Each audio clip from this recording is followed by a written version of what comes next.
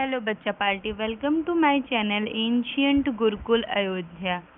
मैं ऋषिका आ गई हूँ हिस्ट्री के चैप्टर 2 को लेकर। हमारे चैनल पे सिविक्स का चैप्टर 1, ज्योग्राफी का चैप्टर 1 और हिस्ट्री का चैप्टर 1 ऑलरेडी अपलोडेड है विथ लॉट्स ऑफ MCQ। सारे चैप्टर के MCQ भी अपलोडेड हैं। अगर आप चैप्टर पढ़ेंगे अच्छे से, देन आप अगर MCQ सॉल्व कर ले रहे हैं, मीन्स आपका जो चैप्टर है आपने बहुत ही अच्छे से उसको पढ़ लिया है, आपको वो चैप्टर अच्छे से समझ आ गया है। MCQ के थ्रू आप क्या कर सकते हैं कि चैप्टर को रिकॉल कर सकते हैं बहुत ही कम टाइम में। तो चलिए स्टार्ट करते हैं। From hunting gathering to growing food. अगर चैप्टर के नेम को समझा जाए तो हंटिंग का मतलब, जो डिफिकल्ट वर्ड है पहले उस पर हम ध्यान देंगे। हंटिंग का मतलब क्या होता है? शिकार करना। मीन्स किसी चीज़ को शिकार करना ही इसकी जो है रियल मीनिंग है। आप कहीं भी जाते हैं, पहले के टाइम में हम बात करें, अगर 100,000 साल पहले की बात करें, ईयर एगो कि अगर हम बात करते हैं तो यहाँ पे पता चलता है कि जो पहले के जो लोग थे वो मार्केट से परचेसिंग पावर नहीं चलती थी, परचेस करने वाला जो सिस्टम था वो नहीं चलता था। तो लोग पहले शिकार करते थे, देन उसको फिर कंज्यूम करते थे एज अ फूड। फिर गैदरिंग की बात हो, गैदरिंग मतलब होता है कि अ ग्रुप ऑफ पीपल, एक ग्रुप ऑफ जो पीपल हैं वो अपना ग्रुप बनाएंगे और एक साथ आएंगे, फिर वो क्या करेंगे, किसी भी चीज़ को कलेक्ट करने का काम करेंगे। वो चीज़ कोई भी चीज़ हो सकती है, किसी भी फील्ड में। फॉर एग्जांपल, अगर लोग एक साथ में आकर क्लोथ को गैदर कर रहे हैं, मीन्स क्लोथ को इकट्ठा कर रहे हैं। फिर देन आता है फूड को गैदर कर रहे हैं, तो यहाँ पे भी गैदरिंग की मीनिंग सही है। हमें एक बॉक्स दिया गया है, इसमें क्या है, तुषार ट्रेन जर्नी। इसका नाम क्या है? इस लड़की का नाम है तुषार और इसने अपनी ट्रेन जर्नी के बारे में हमें बताया है। Tushar was going from Delhi to Chennai for his cousin's wedding. जो तुषार है वो दिल्ली से चेन्नई वापस आ रहा है, क्या अटेंड करके? अपने कजन की वेडिंग को। They were traveling by train and he had managed to squeeze into the window seat. वो क्या कर रहा है? वो ट्रेन से ट्रेवल करके वो गया था एंड वो ट्रेन से ट्रेवल करके गया था वेडिंग अटेंड करने के लिए। एंड ही हैड मैनेज, वो विंडो सीट पे बैठा है और जो चीज़ें स्क्विज होते हुए जा रही है, मीन्स अगर ये ट्रेन है, ट्रेन आगे बढ़ रही है तो जो प्लेस पे चीज़ें हैं वो पीछे छूटती जाएंगी। तो यही बात यहाँ पे कही गई है। His nose glued to the glass pane, और उसका जो नोज है वो ग्लास लगी है विंडो पे और उससे क्या हो रही है? ग्लिड का मतलब होता है बच्चों यहाँ पे हल्की सी नोज उसकी बाहर है और आधी नोज उसकी अंदर है। He had watched trees and houses fly past. His uncle tapped his shoulder and said, "Do you know about trains were first used about 150 years ago." और वो क्या कर रहा है कि ट्रेन से पहली बात तो जा रहा है, तो वो क्या देखता है कि ट्री और हाउस जो हैं वो पीछे उड़ते चले जा रहे हैं, मीन्स पीछे ही छूटते चले जा रहे हैं। और उनके अंकल तभी ही उनके शोल्डर पे हाथ रख के कहते हैं कि तुमको पता है कि ट्रेन पहली बार कब यूज़ किया गया था? 150 years ago, 150 साल पहले। And had people begin using buses a few decades later, और जो लोग हैं वो बस का यूज़ अभी कुछ ही साल बाद यूज़ करना शुरू किए, मतलब पहले ट्रेन आई देन फिर बस आया है। Tushar wondered when people could not travel quickly from one place to another. Did they spend their entire lives wherever they were born? Not quite. यहाँ पे जो तुषार है वो क्या कह रहा है कि तो इसका मतलब ये है कि लोग जल्दी से एक जगह से दूसरी जगह ट्रैवल नहीं कर पाते होंगे। जब ट्रेन और बसेस नहीं थी तो लोग एक जगह से दूसरी जगह ट्रैवल नहीं कर पाते होंगे। और क्या लोग जहाँ पे पैदा होते थे वो वहीं पे रह जाते थे? ये बिल्कुल भी अच्छी बात नहीं है। तुषार ये कह रहा है। The earliest people why were they on the move? जो अर्लीस्ट पीपुल थे, पहले के लोग रहा करते थे पहले के ज़माने में। अगर कहा जाए कि 150 ईयर्स एगो की बात की जाए तो जो पहले लोग रहते थे, why were they on the move, वे कैसे मूव किया करते थे? जब ट्रेन नहीं थी भाई, बस नहीं थी, तो उन्होंने एक जगह से दूसरी जगह ट्रेवल किया कैसे? We know about people who lived in the subcontinent as early as 2 million years ago. क्या तुम जानते हो, तुम्हें इसके बारे में पता है उनके कि जो लोग रहते थे वो सब कॉन्टिनेंट में बहुत ही 2 मिलियन ईयर्स एगो से रहते हैं। Today we describe them as hunters gatherers, और आज उनको हंटर और गैदरर्स कहकर डिस्क्राइब किया जाता है। The name comes from the way in which they got their food. ये नेम उनको कहाँ से मिला कि जहाँ से वो अपना फूड को गैदर करते हैं, इकट्ठा करते हैं, लाते हैं। Generally they hunted wild animals, catch fish and birds, gather fruits, roots, nuts, seeds, leaves, stalk and eggs. कहा जा रहा है generally they hunted wild animals, वो ज़्यादातर वाइल्ड एनिमल को हंट करते थे, उनका शिकार किया करते थे। कैच फिश पकड़ते थे, बर्ड और फ्रूट को इकट्ठा करते थे, रूट को, नट को, सीड को, लीव्स को, स्टाल को और एग्स को।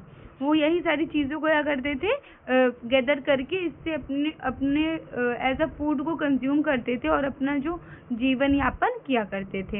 Hunters gatherers moved from one place to another.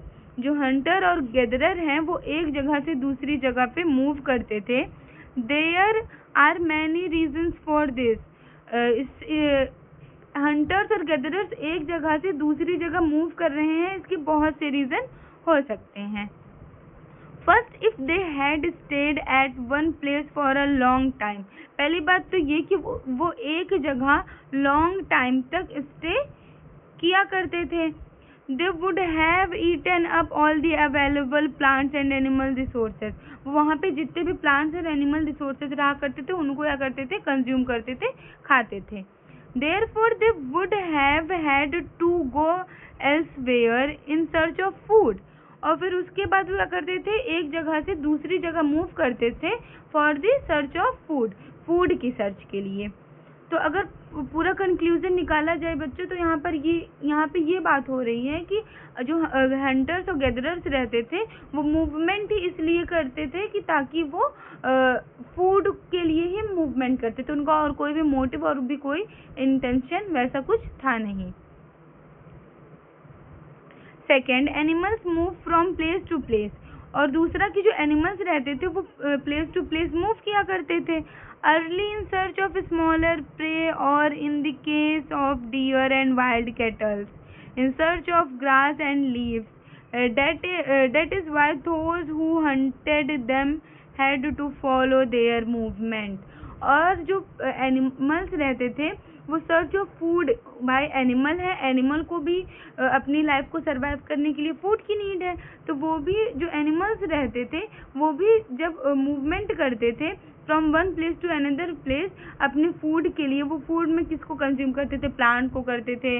अगर बड़े एनिमल हैं तो वो फिर क्या करेंगे, एनिमल के लिए मूव करेंगे। तो उनके पीछे ही जो गैदरर थे वो भी एनिमल्स के साथ ही मूव कर देते थे, बिकॉज अगर एनिमल खाएगा तो वो बहुत ही ज़्यादा हेल्दी रहेगा। देन फिर जब एनिमल्स को वो लोग हंट करेंगे तो वो भी उनको खाकर हेल्दी रहेंगे।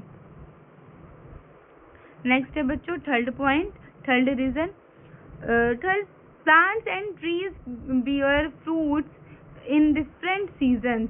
प्लांट और ट्री पे डिफरेंट सीजन पे फ्रूट आते थे।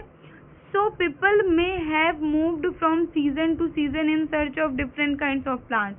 और इसीलिए जो पीपल रहते थे, लोग रहते थे, वो इसलिए मूवमेंट करते थे, माइग्रेट होकर इस one place to another place जाते थे in the search of the fruits, कि जब इस सीज़न में यहाँ पर ये प्लांट अवेलेबल है, इस सीज़न में यहाँ पे इस प्लांट पे फ्रूट आएगा, तो हम उसको उस सीज़न में वहाँ पे जाएंगे और फिर वहाँ से फ्रूट को हार्वेस्ट करेंगे, देन फिर उसको हम कंज्यूम करेंगे as a food. Fourth reason क्या है? People, plants and animals need water to survive. लोगों को, प्लांट को और एनिमल को भी ज़रूरत थी वाटर की सर्वाइव करने के लिए। अगर वाटर नहीं मिलेगा तो ये तीनों लोग ही सर्वाइव नहीं कर पाएंगे। Water is found in lakes, stream and rivers. Water कहाँ कहाँ पे मिलते थे? पहली बात तो लेक में मिलते थे, देन स्ट्रीम में, देन रिवर में, झील में, झरने में और नदियों में।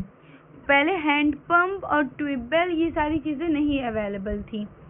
While many rivers and lakes are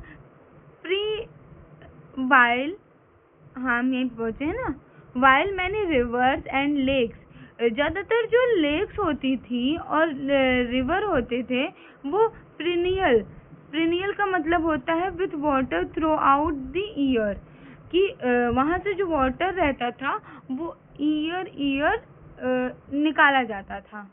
ठीक। अदर आर सीजनल, और कुछ सीजनल थे। People living on their banks would have had to go in search of water during the dry season.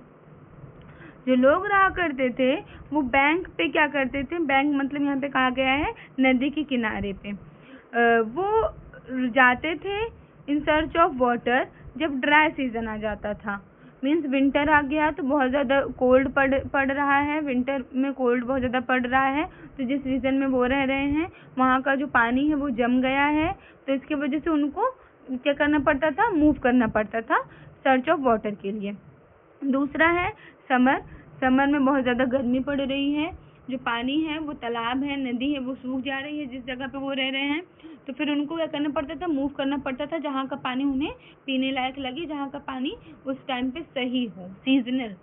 Seasonal ये जो वर्ड है यहाँ पर देख लीजिए, इसीलिए यहाँ पे नहीं है, एक सेकंड, ये सीजनल इसीलिए दिया गया है बिकॉज कहीं सारे जगहों पे season to season water available रहते थे।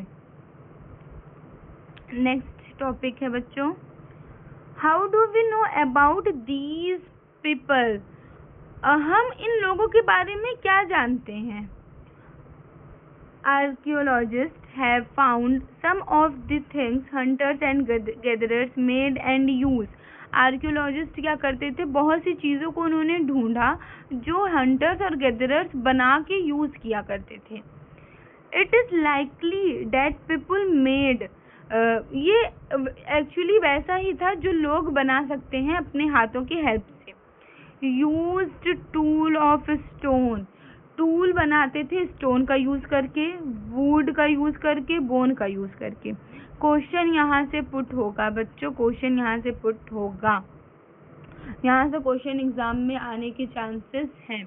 इनफैक्ट अगर आप लोग कहेंगे तो हम बीच में ऐसी सीरीज भी लाएंगे कि इम्पोर्टेंट क्वेश्चन कहाँ से बन सकते हैं। डायरेक्टली हम चैप्टर खोलेंगे, चैप्टर जो हम पढ़ा चुके हैं उस चैप्टर में से हाँ इस पॉइंट से क्वेश्चन बनेगा। अगर आप कहेंगे तो ये सीरीज़ भी हमारे चैनल पे आ जाएगी, बस आपको कमेंट करने की ज़रूरत है कि हाँ मैम हमको ये चीज़ें चाहिए। ठीक। Of which stone tools have survived best, और यही स्टोन टूल को वो अपनी लाइफ को सर्वाइव करने के लिए बहुत ही, उनकी जो लाइफ थी वो स्मूथली चल रही थी, बिकॉज वो लोग, उनका पर्टिकुलर हाउस नहीं था, सेफ्टी नहीं थी, बहुत से जानवर हैं, जंगली जानवर हैं, तो यही टूल से वो उनको इसी टूल का यूज़ करके वो अपने आप को बचाते थे। Some of this stone tools, कुछ इसमें से जो स्टोन टूल्स हुआ करते थे were used to cut meat and bones, use किया जाता था मीट और बोन को कट करने के लिए। स्क्रैप बार्क मतलब जो ट्री की जो छाले होती थी उनको छीलने के लिए। एंड हाइड्स एनिमल की स्किन को निकालने के लिए। Chop fruits and roots, fruit और रूट को चॉप करने के लिए, काटने के लिए। Some may have been attached to handles of bones और वुड। कुछ तो अटैच किए जाते थे, कभी कभी अटैच किए जाते थे बोन और वुड से, जैसे कि ये बोन है हमारी, इसमें हमने अटैच कर दिया तो ये एक हैंडल बन गया। ये ट्री है हमारी, ट्री का ये वुड का ये लकड़ी का है, इसमें हमने होल किया, इसमें हमने अटैच कर दिया, ये भी अब एक हैंडल के तरीके से बन गया है हमारे। तो यही चीज़ें यहाँ पे समझाई जा रही हैं। ठीक, देन हम कहाँ पे पहुँचे थे? यहाँ पे बार्क हो गया था, चॉप फ्रूट हो गया था, हंटिंग हो गया था, और वो to make spears and arrows for hunting. Spears means नोकीली चीज़ें, और एरो मतलब एरो तो इसको ही कहते हैं। तो फिर ये बनाया जाता था हंटिंग में यूज़ करने के लिए। Other tools were used to chop wood, और सारी चीज़ों का अदर टूल का यूज़ किया जाता था लकड़ी को काटने के लिए। Which was use as firewood, जिसका यूज़ हम फायरवुड के लिए कर सके, मीन्स आग जलाने के लिए लकड़ी में। Wood was also used to make huts and tools. अब देखिए जैसे जैसे डेवलपमेंट हो रहा है वैसे वैसे हमारे जो ह्यूमन बींग्स हैं वो भी क्या कर रहे हैं? डेवलपमेंट कर रहे हैं। अब वो क्या कर रहे हैं? वुड का यूज़ कर रहे हैं घर बनाने के लिए और टूल बनाने के लिए। ये दो डायग्राम दिए गए हैं जो मैंने ऊपर पढ़ाया, वही है ये सारी चीज़ें। ये देखिए स्किन है, स्किन के थ्रू, टूल के थ्रू वो उसको निकाल रहे हैं। देन फिर ये ट्री है, तो ये सारी वुड निकाल रहे हैं। यही सारी चीज़ें। डिगिंग मतलब होता है गड्ढा खोदना ग्राउंड में। इसकी किसके थ्रू होता था? स्टोन टूल के थ्रू होता था। और स्टिचिंग क्लोथ को स्टिच करने के लिए हमारी क्लोथ का डायग्राम दिया गया है। इसमें किसका यूज़ करते थे? स्टोन टूल का यूज़ करते थे। Made out of animal skin, animal skin से ये अपना क्लॉथ क्या करते थे? बनाते थे। यहाँ से भी क्वेश्चन पूछा जा सकता है कि बहुत इम्पोर्टेंट नहीं है, तब भी जान लीजिए कि स्टिचिंग करने के लिए और डिगिंग करने के लिए किसका यूज़ करते थे? हंटर्स और गैदरर्स। अब देखते हैं बच्चों हमने कितना कवर अप कर लिया है इस वीडियो में। बहुत ही कम हुआ है, ये और टॉपिक पढ़ाना है। Choosing a place to live in. अब यहाँ पे बात हो रही है कि प्लेस, ऐसी कौन सी प्लेस थी जिसका यूज़ वो किए थे, चूज़ किए थे, ऐसी कौन सी जगह है कि जहाँ पे वो रह सके। हमें ये मैप दिया गया है और मैप में कुछ जो है इम्पोर्टेंट हमारी प्लेस को मार्क किया गया है। पढ़ते हैं।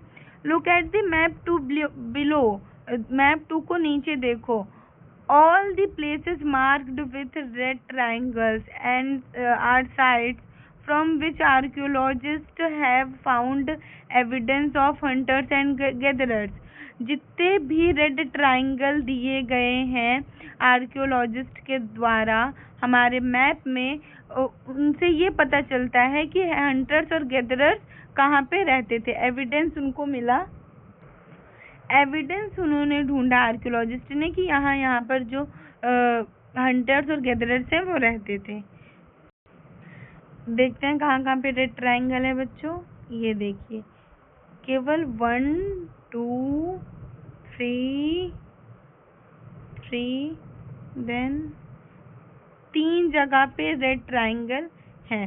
तो यहाँ पे हमारे हंटर और गैदरर रहते थे, अगर बात की जाए आर्कियोलॉजिस्ट की इंफॉर्मेशन के हिसाब से। Hunter gatherers lived in many more places. जो हंटर गैदरर रहते थे वो बहुत ज़्यादा प्लेसेस पे रहते थे। Only some are shown on the map, केवल कुछ ही मैप में दिखाए गए हैं। Many sites were located near sources of water. बहुत से साइट्स ऐसे हैं जो लोकेट किए गए हैं नियर सोर्स ऑफ वाटर जहाँ से हमें मिल सकता था उसके पास। Such are rivers and lakes. क्या उसमें जो वाटर का जो सोर्स था वो क्या थे? रिवर्स थे और लेक्स थे। As stone tools were important. जो स्टोन टूल्स थे वो बहुत ही ज़्यादा इम्पोर्टेंट थे।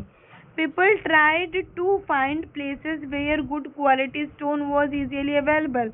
लोग ऐसी जगह ढूंढते थे जहाँ पे गुड क्वालिटी की स्टोन इजीली मिल जा सके। अब हम अपना आगे का चैप्टर नेक्स्ट पार्ट में पढ़ेंगे बच्चों। फर्स्ट पार्ट में इतना ही रहने देते हैं और इसके बाद इसी पार्ट का एमसीक्यू आएगा।